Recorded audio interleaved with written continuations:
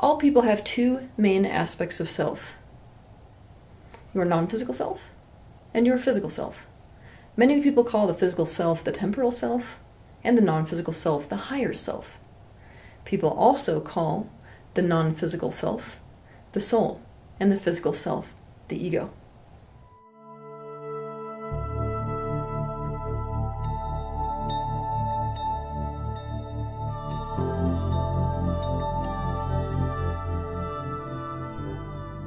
Your temporal self, your ego, is the seat of personality. But personality is fragmented. To understand this in depth, you can watch my video titled Fragmentation, the Worldwide Disease. This fragmentation makes it difficult to distinguish between your actual higher self and parts of your own personality, fragments, that are in fact mimicking the higher self. What this means essentially is that it's actually difficult, due to fragmentation, to recognize or distinguish the difference between your higher self and your ego. The ego, which is essentially your self-concept, wants to distinguish itself. It wants to be things like good, right, better, superior, and more. There's nothing inherently wrong with this drive, but most people are not aware of this element of ego to integrate it or consciously work with it. As a result, their non-physical self and physical self are not engaging in an aligned relationship. Instead, their ego is subconsciously running the show.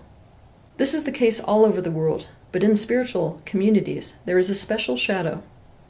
In spiritual communities, the ego can run the show by thinking, speaking, and acting like what that person imagines a transcendental, enlightened person would think, speak, and act like. In the spiritual communities, a person who is seen as spiritually superior is obviously seen as good, right, better, and more. This naturally creates an impulse in the human ego to adopt that identity. On top of this, so many people turn to spirituality and to the spiritual field in order to escape some kind of suffering or pain. As a result, spirituality can, in essence, be what somebody's turning to in order to stay safe. This means that any behavior that would mimic a spiritually transcendent person can actually just be a way of a person protecting themselves from pain. In other words, it's only natural that a spiritual way of thinking, speaking, and acting can be developed as a protector personality so as to keep an individual safe. If you want to understand this in depth, watch my video titled The Sad Truth About Most Gurus. When an aspect of a person's ego adopts this identity of being spiritually transcendent and above it all, most people actually mistake that fragment of their personality for their higher self. They mistake this personality fragment that acts in all the ways that they imagine a spiritually superior being would act, things like above and beyond it all, transcendental, non-reactive, always seeing the beauty in what is, forgiving, egoless, etc., for their true self, for who they really are. They become selectively identified with the spiritually transcendent part of themselves and often slip into the practice of suppressing all other less woke parts of themselves. The ego has hijacked their spiritual practice without them knowing it, because it has come in the disguise of their higher self, and they fell for it. When this happens, a person enters a kind of transcendental power trip. Only now, things that put the ego in that power trip are things like being more loving, more positive, more wise, more intuitive, more open. You catch my drift. Oh wait, did I mention more non-reactive? Spiritual superiority becomes the ego's new power game. I'm going to give you an example of what I mean. I want you to imagine a little girl who grew up with a dictatorial single mother. She was completely powerless to this woman.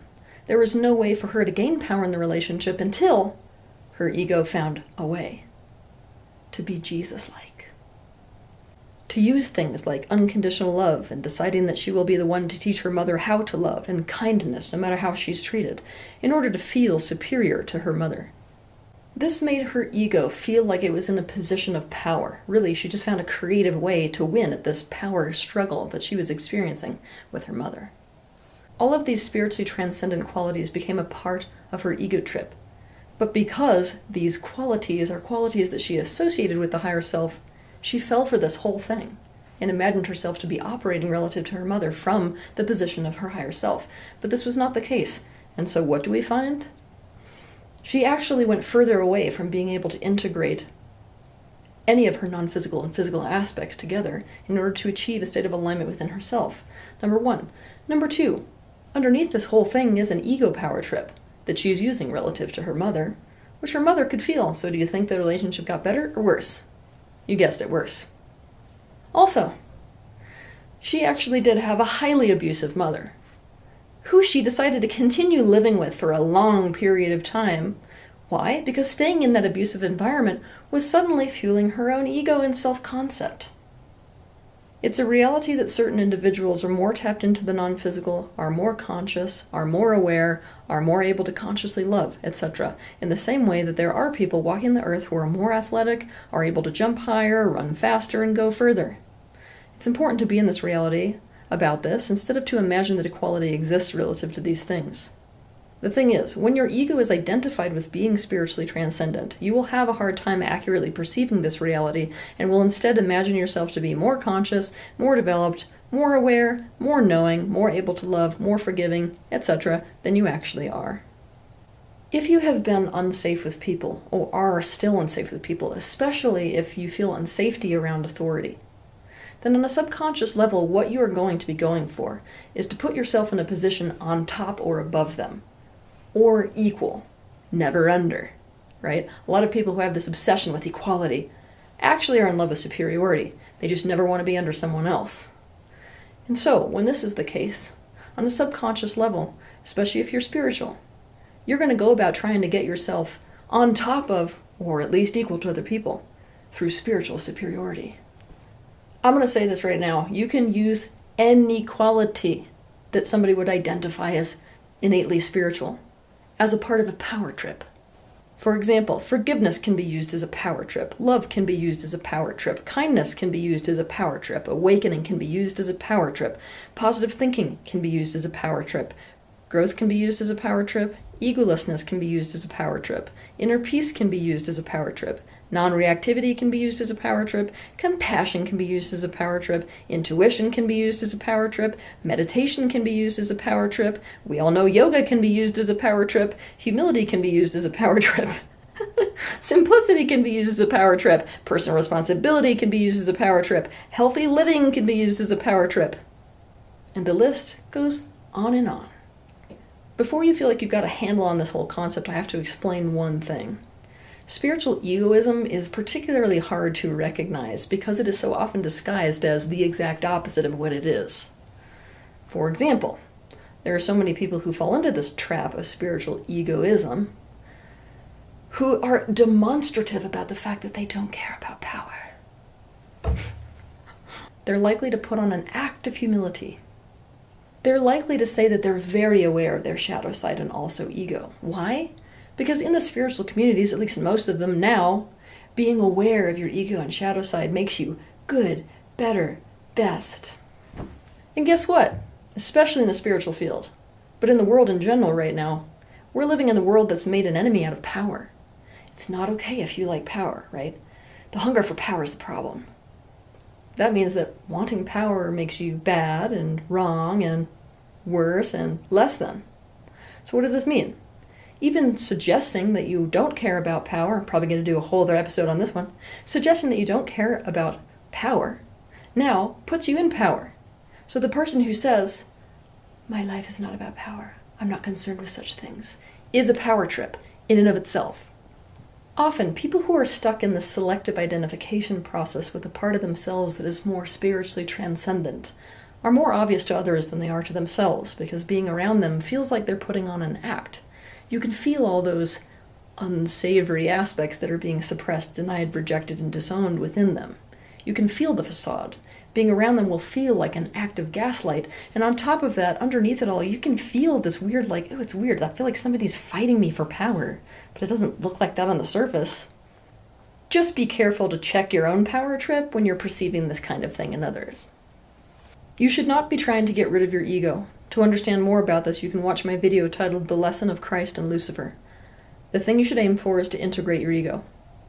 And you care about power, whether you're able to admit to it or not.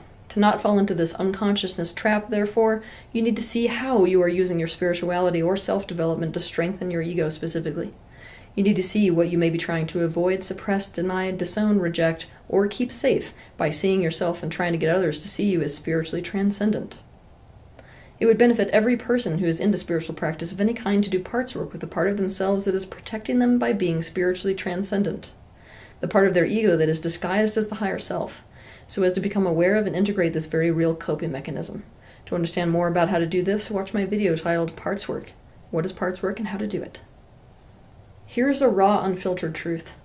Every single one of us that identifies in any way with spirituality is going to have an ego that is, in many ways, identified with any of those aspects that our particular spiritual practice sees as good, right, better, superior, more. Being aware that your ego absolutely is involved in your spiritual practice is critical. And if you're the person who thinks you're the exception to the rule, you're the problem.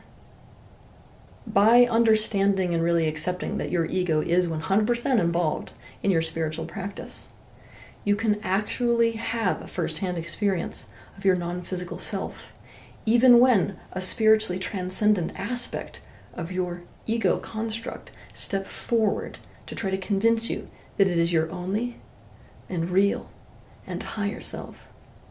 Have a good week. If you liked this video, be sure to share it, like it, and also subscribe to my channel so you can see more content like this.